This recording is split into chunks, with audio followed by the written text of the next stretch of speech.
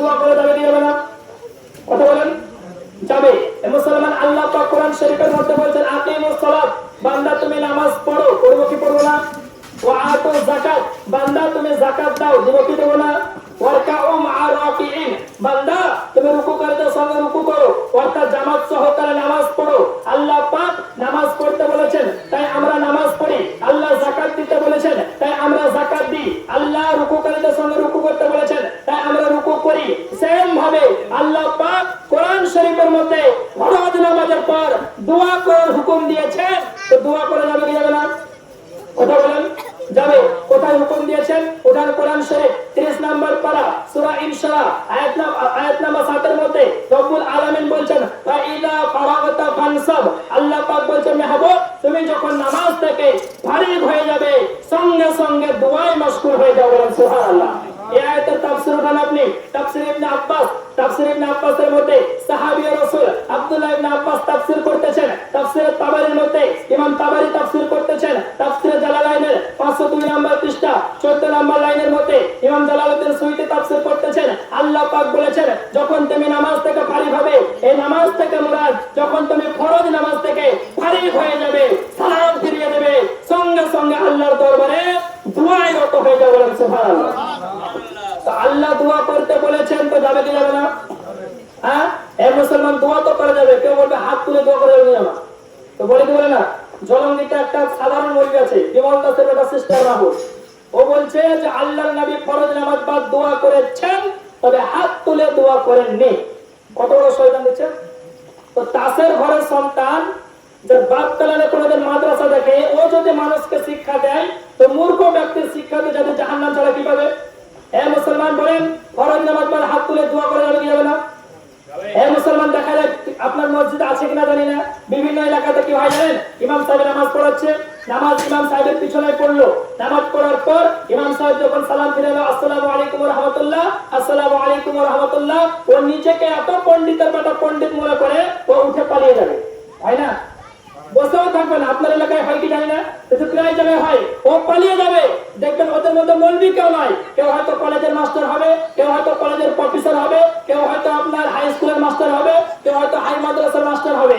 সে পালিয়ে যাবে, ওর কিছু ছাত্র থাকে, ও পিছন পিছন যাবে, বলবে স্যার স্যার স্যার আপনি পালিয়ে কেন এলেন, দোয়া কেন করলেন না? তো বলবে মৌলবি সাহেব কিছু জানা, বলে না মৌলবি কিছু জানে না, মানে ও সব জানে। এই মুসলমান আপনাকে বলতে চাই, আপনি শিক্ষিত হতে পারেন এমএ পাস, আপনি শিক্ষিত হতে পারেন বিএ পাস, আপনার যে জ্ঞানটি আছে সেই জ্ঞানটিকে নিয়ে ইমাম সাহেবের ব্রেনের সঙ্গে আপনি টক্কর দিতে পারবেন না। কারণ আপনি স্কুল মাদ্রাসায় বাংলা বই পড়েছেন, ইমাম সাহেব আরবি 15 বছর ধরে আরবি পড়ে তিনি কোরআন হাদিস বুঝতে শিখেছেন, তাই আপনার ব্রেনের সঙ্গে ওনার টক্কর দেওয়া চলবে না। এ মুসলমান ফরজ নামাজ পড় হাত তুলে দোয়া করা যাবে কি যাবে না?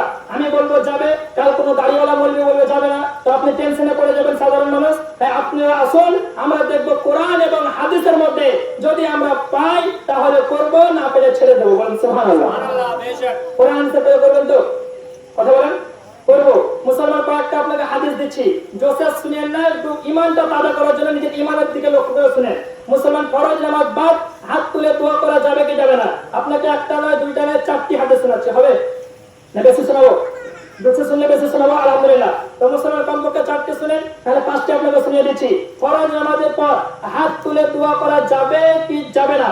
এই মুসলমান এই হাদিসটি লিপিবদ্ধ আছে আমালুল ইয়াউমি ওয়াল লাইলা, জিল নাম্বার 1, পেজ নাম্বার 121, হাদিস নাম্বার 138 এর মধ্যে এই হাদিসটি লিপিবদ্ধ আছে। আন আনাস রাদিয়াল্লাহু তাআলা আনহু قال قال رسول الله صلى الله عليه وسلم ما من عبد بسط كفيه في دبر كل صلاة। বলুন সুবহানাল্লাহ। আনাস রাদিয়াল্লাহু তাআলা থেকে বর্ণিত, রাসূল পাক বলেন মা মিন আবদিন, যখন কোন বান্দা বাসাতা কাফাইহে নিজের দুইখানা হাতকে ফেলিয়ে কি দুপুরে কুল্লি সালাতেন প্রত্যেক নামাজের পর দোয়া করে, তো সেই দোয়াকে আল্লাহ পাক কবুল করে নেয়। বলেন সুবহানাল্লাহ। এ মুসলমান বলেন তো প্রত্যেক নামাজের পর, প্রত্যেক নামাজের মধ্যে ফজর আছে না নাই, জোহর আছে না নাই, নফল আছে না নাই, ফরজ আছে না নাই, ওয়াজিব আছে না নাই? আছে। আল্লাহর নবী বলেন প্রত্যেক নামাজের পর, প্রত্যেক ফরজ নামাজের পরে যখনই আমার বান্দা হাত তুলে দোয়া করবে, আল্লাহ বলেন আমি তার দোয়া কবুল করব। বলেন সুবহানাল্লাহ। এ মুসলমান একটি হাদিস হলো।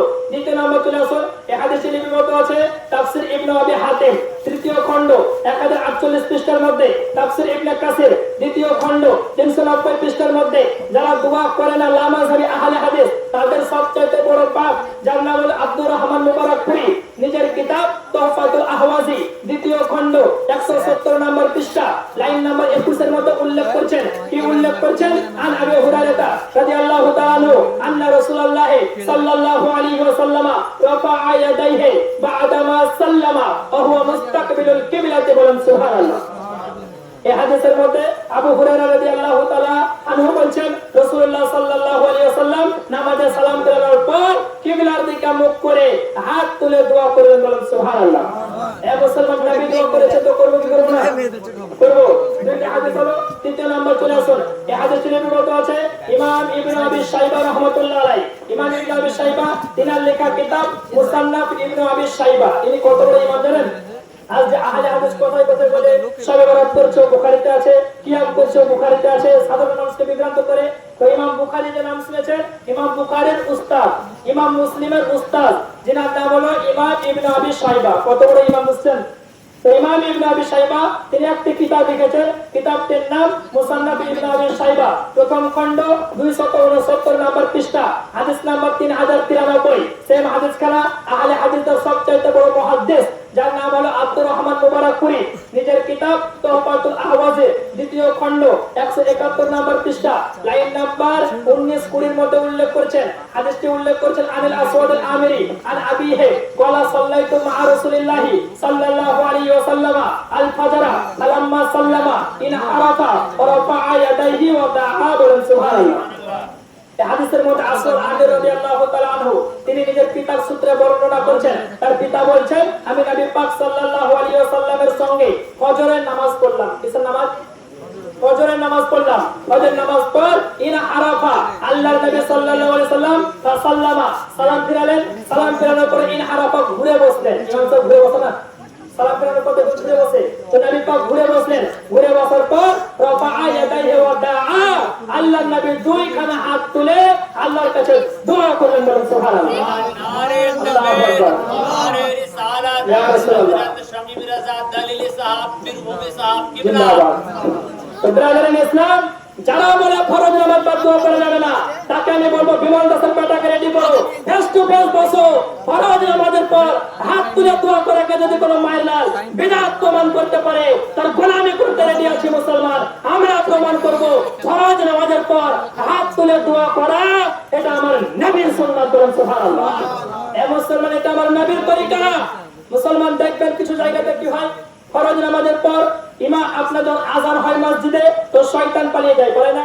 তো ইমাম সাহেব যখন ফরজ নামাজের পর হাত তুলে দোয়া করবে তো দাড়িওয়ালা টুপিওয়ালা শয়তান মসজিদ থেকে পালিয়ে যাবে। মুসলমান এদের কাছ থেকে ইমান বাঁচাবেন। আরেকটা হাদিস শুনিয়ে দিই আপনাকে ফরজ নামাজের পর হাত তুলে দোয়া করা যাবে কি যাবে না।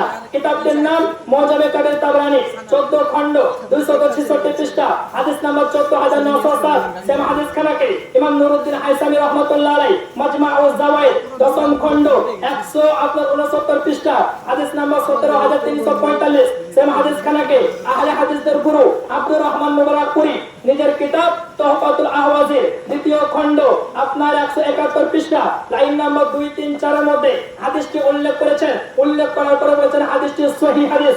এই হাদিস আন মুহাম্মদ ইবনে আবি ইয়াহইয়া ওয়ালা রাআইতু আব্দুল্লাহ ইবনে জুবাইর ওয়া রাআ রাজুলান রাফিআন ইয়াদাইহি ইয়াদউ ক্বাবলা আন ইয়াফরুগা মিন সালাতিহি ফালাম্মা ফারাগা মিনহা ক্বালা ইন্না রাসূলুল্লাহ সাল্লাল্লাহু আলাইহি ওয়াসাল্লাম লাম ইয়াকুন ইয়ারফাউ ইয়াদাইহি হাত্তা ইয়াফরিগা মিন সালাতিহি বলেন সুবহানাল্লাহ। এই হাদিসের মধ্যে মুহাম্মদ ইবনে আবি ইয়াহইয়া রাদিয়াল্লাহু তাআলা আনহু থেকে বর্ণিত হাদিস তিনি বলেন আব্দুল্লাহ ইবনে জুবাইর একজন ব্যক্তিকে দেখলেন তিনি নামাজ থেকে ফারিগ হওয়ার পর পূর্বে হাত তুলে দোয়া করছেন। দুবারে মাসরা পড়ি না আল্লাহুম্মা ফিরলি ওয়া লিদাইয়া পড়েন না সালাম ফেরানোর পূর্বে আব্দুল্লাহ ইবনে জুবাইর দেখেন একজন ব্যক্তি সালাম ফেরানোর পূর্বে হাত তুলে দোয়া করছে। আব্দুল্লাহ ইবনে জুবাইর বলেন ও আমার ভাই শোনো আল্লাহর নবী সাল্লাল্লাহু আলাইহি সাল্লাম নামাজের মধ্যে নয় নামাজের সালাম ফিরিয়ে দেওয়ার পরে দুইখানা হাত তুলে রাফা'a ইয়াদাইহি নিজে দুইখানা হাত তুলে রাসূল পাক দোয়া করতেন বলেন সুবহানাল্লাহ।